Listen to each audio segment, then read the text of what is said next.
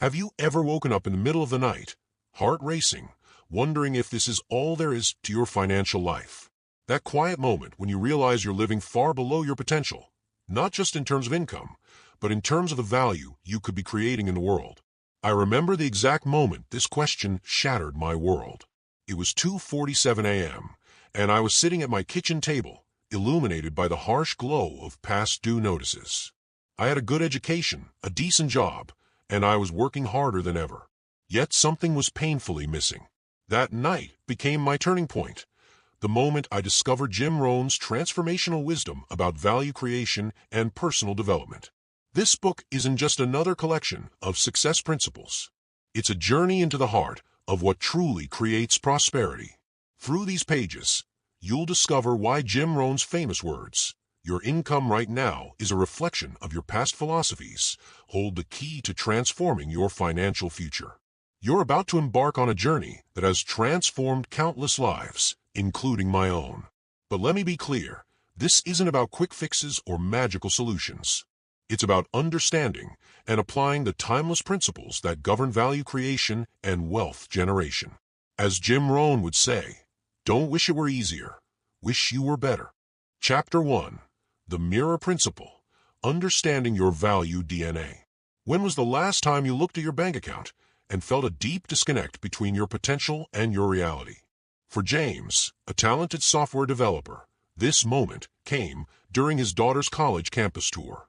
Standing in the financial aid office, he realized his decade of good enough had led to a life of financial limitations he never intended.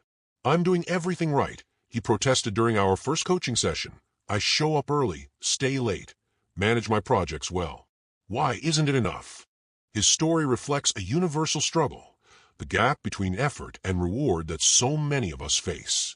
But within this struggle lies a profound truth about value creation that would transform James's life and could transform yours. Think of value like a tree. Most people focus on the fruits, income, while ignoring the roots, value creation capacity. They chase the rewards while neglecting the source. Jim Rohn taught that the marketplace pays for value, and it pays a lot for excellent value. This isn't just a nice saying. It's a fundamental law of economic reality. Let me share a personal story that illuminates this principle. Early in my career, I was the hardest worker in my company. 60-hour weeks were my norm, yet my income barely budged. Then my mentor asked me a question that changed everything. Are you creating 10 times more value than when you started, or just working 10 times harder? This connects to what Jim Rohn calls the mirror principle. Your income is merely a reflection of your value creation capacity. The key insight isn't just that value matters, but that value creation follows specific, learnable patterns. Let's explore this through 3 distinct value creators who transformed their incomes by understanding this principle. Meet Sarah, a graphic designer who transformed her income by shifting from doing designs to solving visual communication problems. She studied psychology, consumer behavior, and business strategy. Her income tripled not because she worked harder, but because she solved bigger problems. Consider Marcus, who realized that his technical skills were commodities until he learned to package them into solutions. He stopped selling hours and started selling outcomes. His income increased 5-fold. Lisa discovered that combining her teaching background with corporate training created unique value. She wasn't the best teacher or the best corporate trainer, but she was the only one who bridged both worlds effectively. But what about the challenges? You might be thinking, I'm already working hard.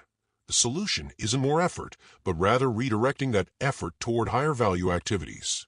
My industry doesn't pay well. Every industry has its value creators who break the mold. I don't know how to measure my value. We'll explore specific metrics and feedback loops throughout this book. Others don't recognize my value. This is often a communication issue, which we'll address in Chapter 6. Remember James from earlier? 6 months after understanding the mirror principle, he launched a developer training program within his company. His income doubled, not from working harder, but from solving a bigger problem, the shortage of skilled developers. Before we move forward, take a moment to reflect. What unique combinations of skills and experiences could you leverage to create exceptional value? Where are you working hard instead of working valuable? What problems in your industry remain unsolved because everyone is too busy doing their jobs? Chapter 2. The Value Proposition. Discovering your unique edge. Have you ever watched someone with seemingly less talent or experience than you earn significantly more? What do they understand about value that you might be missing? Let me tell you about Michael, a mid-level accountant who had spent 15 years doing solid, reliable work. One day, while preparing taxes for a small business owner, he noticed something that would transform his entire career. The business owner wasn't just asking about taxes. He was desperately seeking guidance on financial decisions that would shape his company's future. I realized I wasn't just an accountant, Michael told me later. I was sitting on a gold mine of financial insights that small business owners desperately needed, but I was too busy doing accounting to see it. Jim Rohn often said, "You don't get paid for the hour. You get paid for the value you bring to the hour." This profound truth unlocks the secret of the value proposition principle. Your true value isn't in what you do. It's in the transformation you create for others. Think of your value proposition like a master chef's signature dish. Anyone can follow a recipe, but a master chef combines ingredients in unique ways, presents them beautifully, and creates an unforgettable experience. They're not selling food. They're selling moments of joy, celebration, and connection. My own journey with this principle began when I was a struggling business consultant. I had all the right certifications and worked diligently, but something was missing. Then I met Sandra, a highly successful consultant who charged 10 times my rates. The difference? She didn't sell consulting. She sold transformation. People don't buy services, she taught me. They buy better versions of their future. Let's examine 3 different approaches to value proposition transformation. Rachel, a personal trainer, shifted from selling workout sessions to selling executive energy optimization. She combined fitness training with stress management and productivity practices. Her client base shifted from price-sensitive gym-goers to corporate executives, and her income quadrupled. David transformed his software development service by focusing exclusively on healthcare providers' unique challenges. He didn't become a better coder. He became an irreplaceable partner who understood the healthcare industry's specific needs. Maria, a graphic designer, niched down to work only with sustainable brands. She charged premium rates not because her designs were technically better, but because she deeply understood the unique visual language that resonated with environmentally conscious consumers. You might be thinking, but won't niching down limit my opportunities? What if I choose the wrong focus? How do I know what makes me unique? What if my market is already crowded? These are the same questions Michael wrestled with. But here's what he discovered. Clarity attracts opportunity. When he repositioned himself as a small business growth strategist with a CPA's precision, his practice grew so rapidly he had to start a waiting list. Remember this crucial insight from Jim Rohn. Success is not to be pursued. It is to be attracted by the person you become. Your value proposition is not just what you offer. It's the intersection of your unique skills and experiences, the problems you love solving, the people you best serve, the transformation you create. Before moving to our next chapter on skill development, consider, what problems do people consistently ask you to help with? What work energizes you while creating significant value for others? What unique combination of experiences sets you apart? What transformation do you most love helping others achieve? Chapter 3. The Mastery Matrix. Building Your Skill Empire. Have you ever wondered why some people seem to command premium prices effortlessly, while others with similar skills struggle to justify their rates? The answer lies in what Jim Rohn calls the profound difference between knowing something and becoming something. Meet Thomas, a brilliant programmer who felt stuck in mid-level positions despite his technical expertise. During a late-night debugging session, he had an epiphany that would revolutionize his career. I realized I wasn't in the coding business. I was in the problem-solving business, and code was just one of my tools. This realization reflects a fundamental truth about skill development that most people miss. They focus on accumulating skills like collectors gathering stamps, instead of building them like architects designing skyscrapers. The difference is in what I call the mastery matrix. Think of your skills like instruments in an orchestra. A violin played alone can be beautiful, but when combined with other instruments by a master conductor, it creates a symphony. Your value in the marketplace isn't just about how well you play your instrument. It's about how well you conduct your entire orchestra of skills. I discovered this principle the hard way early in my consulting career. Despite having multiple certifications and years of experience, I was being outperformed by consultants with seemingly fewer qualifications. The difference? They had mastered what Jim Rohn calls the fundamentals of sophistication. Let's explore 3 different paths through the mastery matrix. Elena, a digital marketer, didn't just learn new marketing tools. She mastered the art of learning itself. She developed a system for identifying which skills would compound in value when combined. Within 2 years, she merged data analytics, behavioral psychology, and storytelling to create marketing campaigns that produced results others couldn't replicate. Marcus approached skill development like a chess grandmaster, always thinking several moves ahead.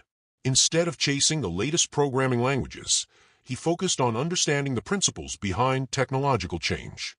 This allowed him to adapt quickly when new technologies emerged, making him invaluable to his clients. Sophia took a different approach entirely. While others in her field of architecture were specializing in either design or sustainability, she mastered the intersection of both. The magic isn't in knowing more than others, she explains. It's in connecting pieces that others see as separate. But mastery isn't without its challenges. You might be thinking, I don't have time to master multiple skills. How do I know which skills are worth developing? What if technology changes make my skills obsolete? How do I stay motivated during the learning process? Jim Rohn provides the answer. Don't wish it were easier. Wish you were better. Don't wish for fewer problems. Wish for more skills.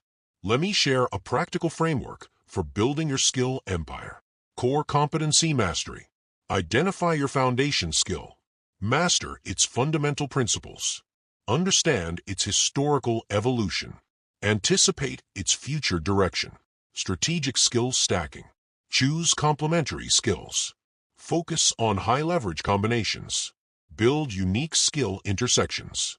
Create proprietary methodologies. Value amplification. Learn to communicate mastery. Develop teaching ability. Create systems and processes. Build intellectual property. Remember Thomas? He implemented this framework by first mastering software architecture, then adding project management and business strategy skills. Today he commands fees that are 5 times the industry average, not because he's the best coder, but because he's become what Jim Rohn calls a master of categories. Before we move to our next chapter, reflect on what core skill forms your foundation, which complementary skills would multiply your value, what unique combinations could you create, how can you systematize your knowledge. Chapter 4, The Problem Solver's Fortune, Engineering Value Through Solutions. Have you ever noticed how the highest paid people in any industry are necessarily the most technically skilled, but rather those who solve the most valuable problems? Let me introduce you to Rebecca, a former HR manager who discovered this truth in a moment of crisis. Her company was losing top talent at an alarming rate, and traditional retention strategies weren't working.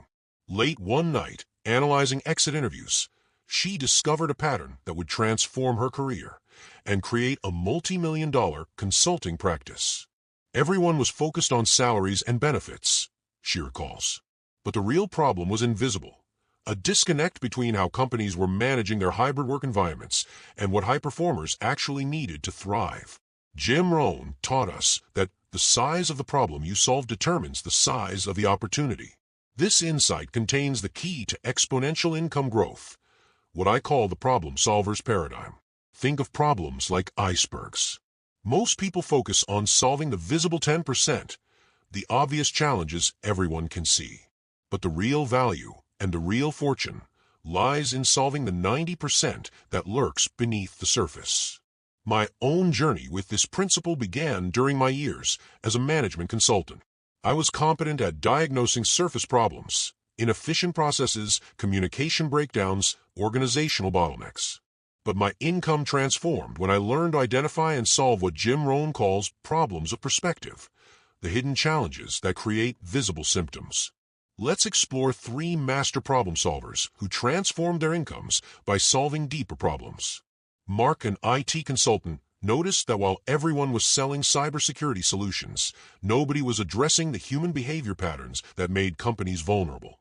He developed a methodology that merged technical security with behavioral psychology, creating a solution that reduced security breaches by 87%. Jennifer discovered that the real problem in corporate training wasn't content quality. It was implementation friction. She built a micro-learning system that didn't just teach skills, but engineered behavior change. Her program now commands premium prices because it solves the actual problem, not just its symptoms. Carlos transformed his accounting practice by solving what he calls the entrepreneurial anxiety problem. Instead of just preparing taxes, he created a financial clarity system that helps business owners sleep better at night. His practice grew 300% in 18 months. But solving valuable problems isn't without challenges. You might be wondering, how do I identify the most valuable problems? What if I'm not expert enough to solve complex problems? How do I price solutions instead of time? What if my solution isn't perfect? Remember Rebecca? She faced these same doubts. But she followed what Jim Rohn calls the law of sowing and reaping. She invested time understanding the problem before rushing to solutions. Today, her hybrid work optimization framework is used by Fortune 500 companies. Here's the problem solver's formula I've developed from studying countless success stories. Problem identification. Look for patterns in complaints. Study industry frustrations. Identify emotional pain points. Map problem relationships. Solution engineering. Design comprehensive solutions. Create implementation frameworks. Build feedback loops. Develop measurement systems. Value communication. Articulate problem costs. Demonstrate solution value. Build proof systems. Create case studies. Before we move to our next chapter on scaling your value, consider, what problems do you see that others miss? Which problems would people pay the most to solve? What unique perspective do you bring to problems in your field? How could you turn your problem-solving approach into a system? Chapter 5. The Leverage Principle. Multiplying your impact and income. Have you ever felt exhausted from trading time for money, knowing there must be a better way to increase your income without sacrificing more of your life? Meet David, a talented therapist who is burning out from seeing clients 12 hours a day. Despite charging premium rates, he had hit an income ceiling that no amount of hard work could break through. Then he discovered what Jim Rohn calls the power of leverage, and everything changed. I was so focused on helping one person at a time, David shared, that I couldn't see the thousands I wasn't able to reach. This realization led him to create a breakthrough that would multiply his impact and income by a factor of 10. Think of leverage like a lever in physics. With the right fulcrum point, a small amount of effort can move massive objects. In the world of value creation, leverage allows you to break free from the direct exchange of time for money. My own journey with leverage began when I hit my own ceiling as a consultant. Despite working with high-paying clients, I was still constrained by the number of hours in a day. Then I met Sarah, a former consultant who had transformed her expertise into multiple streams of leverage. The secret, she told me, isn't working harder. It's making your value scalable. Let's explore the 5 primary forms of leverage that can transform your income. Intellectual leverage. Alexandra, a nutritionist, transformed her one-on-one practice by creating a comprehensive online course. But she didn't stop there. She licensed her methodology to other nutritionists, creating passive income while helping more people. Technological leverage. Marcus built a software tool that automated the most common problems he solved as a financial advisor. What started as a simple spreadsheet evolved into a SaaS platform that serves thousands of clients while he sleeps. Team leverage. Lisa discovered she could help more clients and earn more by building and training a team to deliver her proven methodology. The key, she says, was documenting my process so thoroughly that others could replicate my results. Content leverage. Michael transformed his real estate expertise into a content empire. His blog posts, videos, and podcast episodes worked 24/7, attracting high-value clients, and creating multiple revenue streams. Network leverage. Patricia built a referral system so powerful that she never needs to market her services. By creating extraordinary value for a small group of influential clients, she activated what Jim Rohn calls the law of reciprocity. You might be thinking, I don't know how to create leverage in my field. What if my leverage attempts fail? How do I maintain quality while scaling? Where do I start? Remember David? He started small, recording his most frequently requested therapy sessions, with permission, and creating structured courses. Then he trained other therapists in his methodology. Today, his impact reaches tens of thousands while his income has multiplied exponentially. Here's the leverage implementation framework I've developed. Value identification. Document your most valuable processes. Identify repeatable patterns. Map scalable opportunities. Understand client transformation points. Leverage selection. Choose appropriate leverage vehicles. Plan implementation stages. Design quality control systems. Create feedback loops. Scale strategy. Build systematic growth plans. Develop multiplication methods. Maintain value integrity. Measure impact metrics. As Jim Rohn taught, profit is better than wages. Wages make you a living. Profits make you a fortune. Leverage is how you transform your expertise into profit centers rather than just earning wages for your time. Before we move to our next chapter on value communication, reflect on which aspects of your value creation could be systematized. What knowledge could you package into scalable formats? How could you use technology to multiply your impact? What would it look like to help 10x more people with your expertise? Chapter 6. The Value Communication Matrix, Making Your Worth Known. Have you ever watched someone with less expertise than you win opportunities you deserved simply because they were better at articulating their value? Meet Isabella, a brilliant software architect whose groundbreaking solutions were consistently overlooked until she made a discovery that would transform her career. I realized that creating value and communicating value are two entirely different skills, and I needed both. This insight reflects what Jim Rohn calls the marketplace reality. It's not just what you're worth, but how well you can communicate that worth that determines your income. Think of value communication like light through a prism. The most brilliant light won't create a rainbow without the right prism to separate and display its colors. Similarly, your value needs the right communication framework to reveal its full spectrum to those who need it most. My personal breakthrough with this principle came after losing a major contract to a competitor with far less experience. The client's feedback changed everything. We chose them because we could clearly see how they would solve our problem. With you, we had to connect the dots ourselves. Let's explore 3 masters of value communication who transformed their incomes through strategic articulation. Maria, a business analyst, developed what she calls the impact framework. Instead of presenting data, she presents transformation stories. I don't show charts, she explains. I show before and after scenarios that make the value impossible to miss. Her income tripled in 18 months. James revolutionized his architectural practice by creating visual decision journeys for clients. I stopped showing blueprints first, he shares. Instead, I help clients experience their future space through storytelling before we look at a single drawing. His close rate went from 20% to 80%.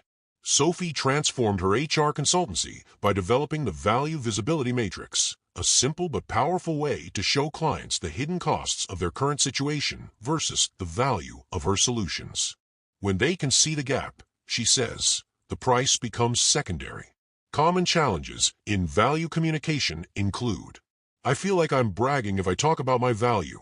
My work should speak for itself. I don't know how to quantify my impact. I'm not natural at selling. Jim Rohn provides the answer. Learn to express, not impress. The goal isn't to prove your worth, but to help others understand the transformation you create. Here's the value communication framework I've developed. Clarity Foundation. Define your unique value proposition. Identify your transformation story. Create your value metrics. Develop your signature examples. Communication architecture. Build your value narrative. Design your demonstration system. Craft your evidence portfolio. Structure your presentation flow. Delivery mastery. Perfect your story sequence. Master the art of listening. Develop question frameworks. Create value conversations. Remember Isabella?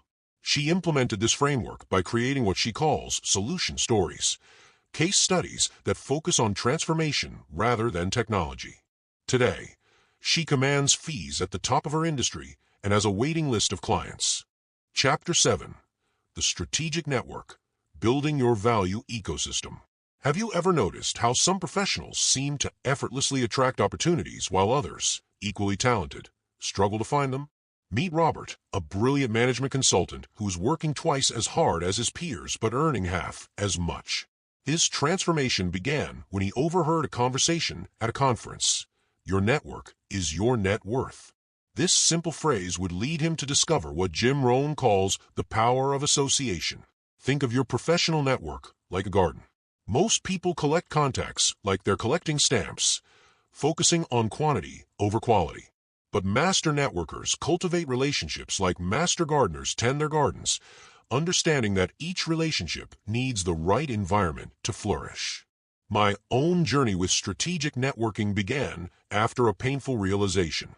I was spending countless hours at networking events, collecting business cards, but seeing little return on that investment.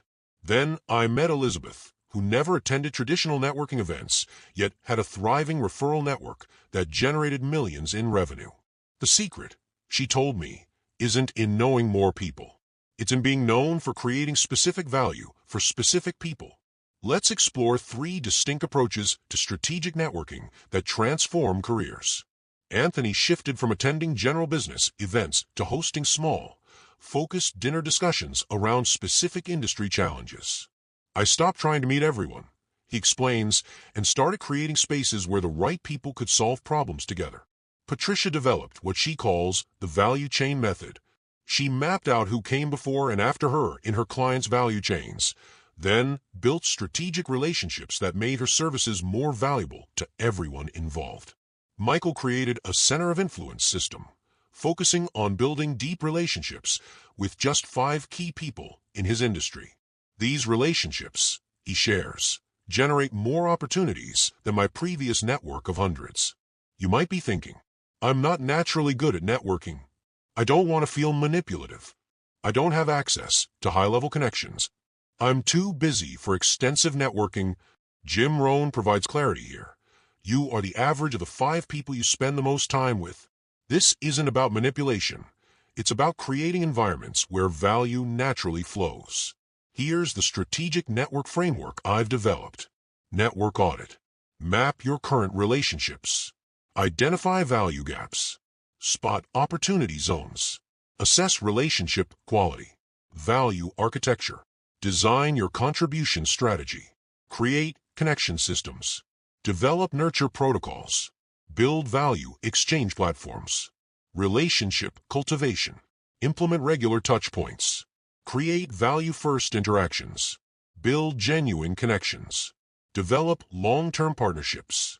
Remember Robert? He transformed his approach by creating what he calls value circles, small groups of professionals who serve the same client type in different ways. His income tripled within 2 years, and more importantly, his work became more enjoyable and fulfilling. Chapter 8. The Innovation Engine. Creating Breakthrough Value. Have you ever wondered why some professionals can charge premium prices in even the most commoditized industries? What do they understand about innovation that others miss? Meet Sarah, a tax accountant who is struggling to differentiate herself in a field where most clients saw her services as a commodity. Her breakthrough came from an unexpected source, a client's offhand comment about feeling financially blind 11 months of the year. That's when it hit me, Sarah recalls. Everyone was solving last year's tax problems. Nobody was helping prevent next year's tax challenges. This realization led her to discover what Jim Rohn calls the power of creative anticipation, the ability to solve problems before they become urgent. Think of innovation like cooking. Most people follow existing recipes, trying to compete on execution. But master chefs create new recipes, combining familiar ingredients in unfamiliar ways to create extraordinary experiences. My own journey with innovation began after a crushing realization. Despite years of experience and deep expertise, I was essentially selling the same solutions as everyone else in my industry. Then I met Marcus, who charged 10 times the industry rate because he had mastered what he calls perspective innovation. The biggest opportunity, he taught me, isn't in creating new solutions, but in seeing existing problems from new angles. Let's explore 3 innovation masters who transformed their fields. Elena revolutionized corporate training by combining neuroscience, game design, and organizational psychology. I didn't invent anything new, she explains. I just connected dots that everyone else saw as separate. David transformed real estate investing by creating what he calls the Urban Transformation Matrix, a system that identifies upcoming neighborhood changes years before traditional metrics catch them. His waiting list for new clients is 2 years long. Maria reinvented career coaching by focusing exclusively on what she calls identity transitions rather than just skill matching.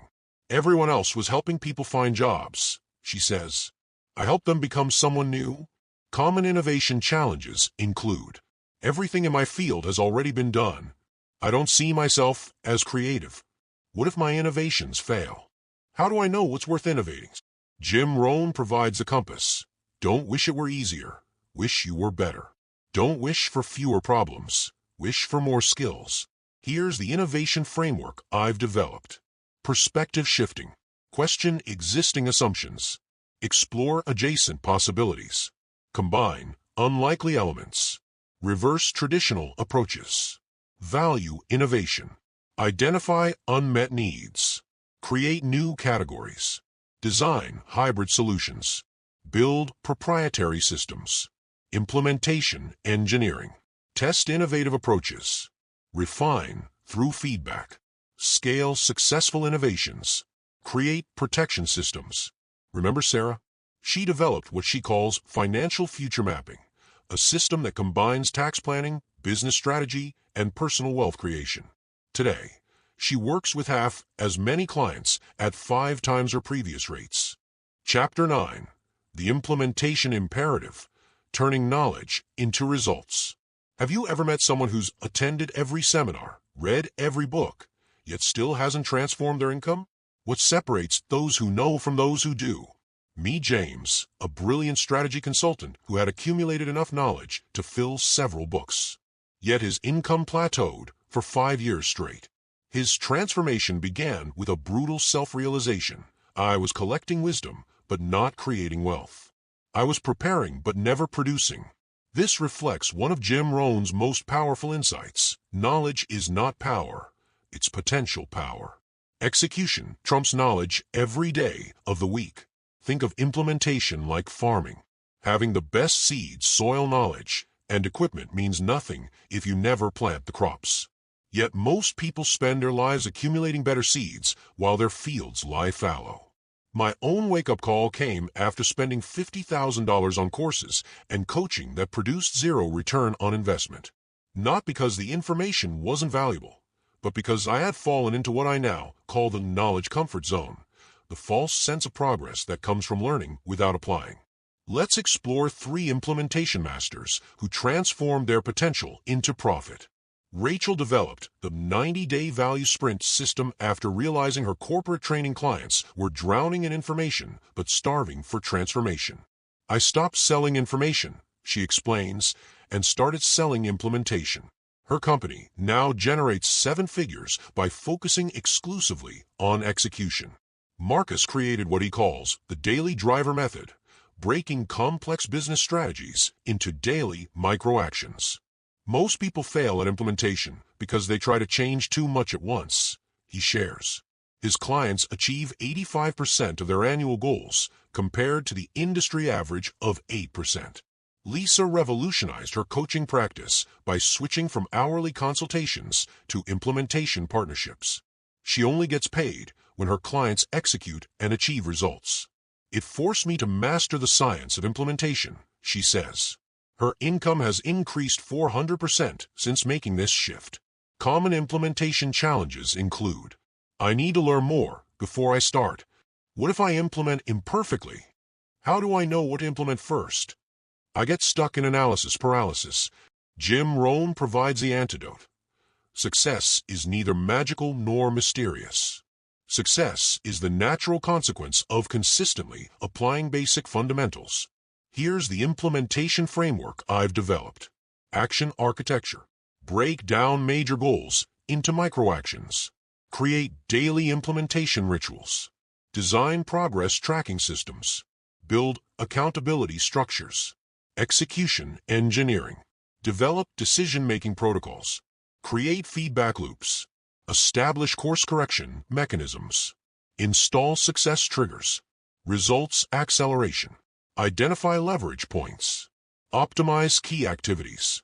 Remove friction points. Scale successful actions. Remember James? He transformed his consulting practice by creating the Implementation Intensive, a 30-day program that focuses exclusively on executing one high-impact initiative. His clients now pay premium prices because he guarantees results, not just insights. Chapter 10. The Prosperity Spiral. Creating Sustainable Growth. Have you ever wondered why some people seem to keep growing their success while others hit a ceiling and stay there? What's the difference between temporary success and lasting prosperity? Meet Alexandra, a technology executive who had achieved what many would consider impressive success. Yet she felt trapped in what she calls her golden handcuffs, earning well, but not building true wealth. Her breakthrough came from understanding what Jim Rohn describes as the compound effect of value creation. Think of prosperity like a spiral staircase. Each step builds on the previous one, creating upward momentum. Most people treat success like a ladder. Once they reach a certain level, they stop climbing. But true prosperity comes from continuous ascension. My own journey with this principle began after achieving what I thought was enough success. I had the income, the recognition, and the lifestyle I'd worked for. Then I met William, who introduced me to what he calls the Prosperity Matrix, a system for turning success into sustained, growing prosperity. Success without succession is failure, William told me.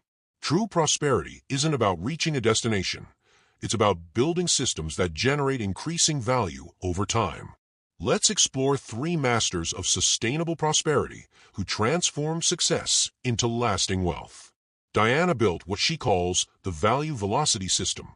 Instead of focusing on individual achievements, she created interconnected value streams that feed into each other. Each success becomes seed capital for the next level, she explains.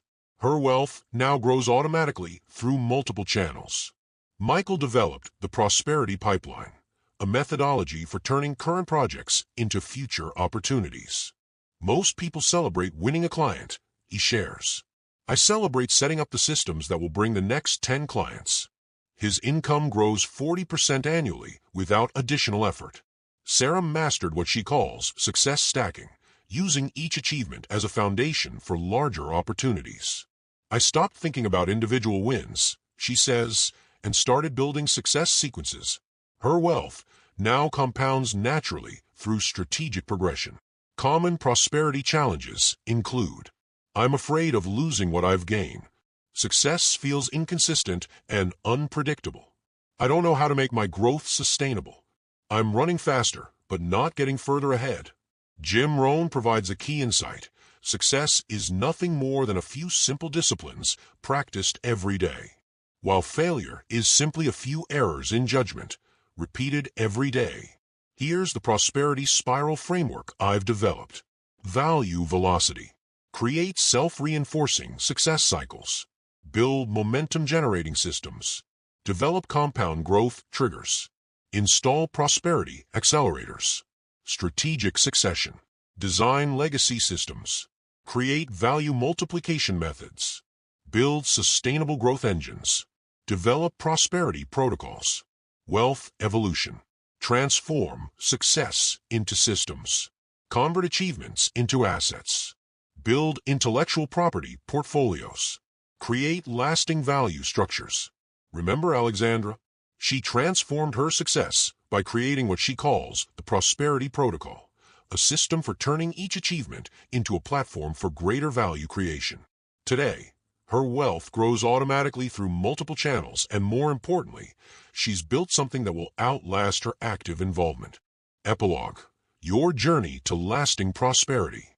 As we conclude this transformational journey, let's reflect on the core truth that Jim Rohn taught us. Your income can grow only to the extent that you do. Throughout this book, we've explored the fundamental principles that govern value creation and income multiplication.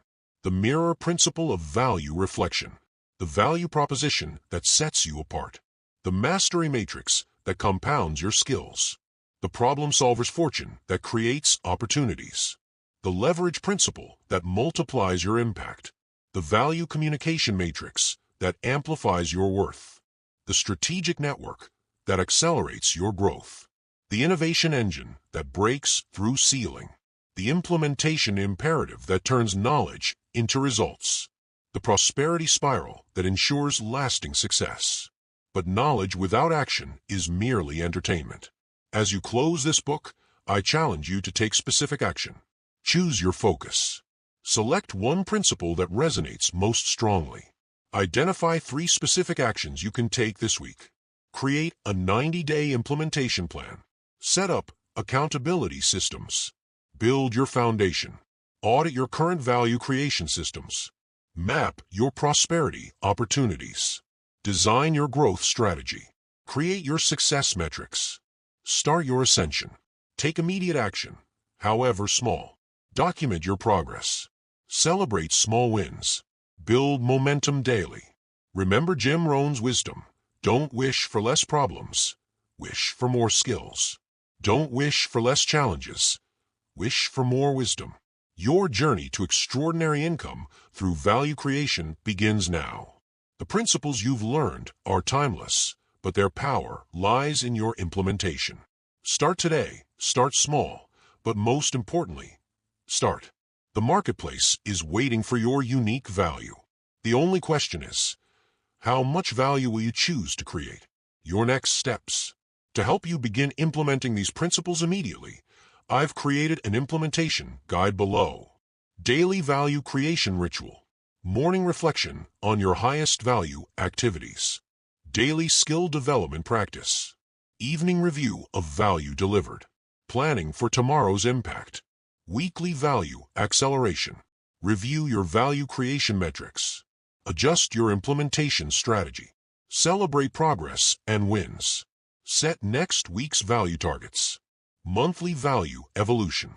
Assess your prosperity spiral progress. Adjust your growth strategy. Plan your next value evolution. Set new transformation goals. The journey of value creation never truly ends. Each level of success simply opens the door to greater opportunities for impact and income. The principles you've learned in this book are your tools. Use them wisely, use them consistently, and watch as your value and income grow beyond what you once thought possible. Remember, as Jim Rohn taught us, success is not to be pursued, it is to be attracted by the person you become. Your journey to extraordinary value creation begins now. End of book.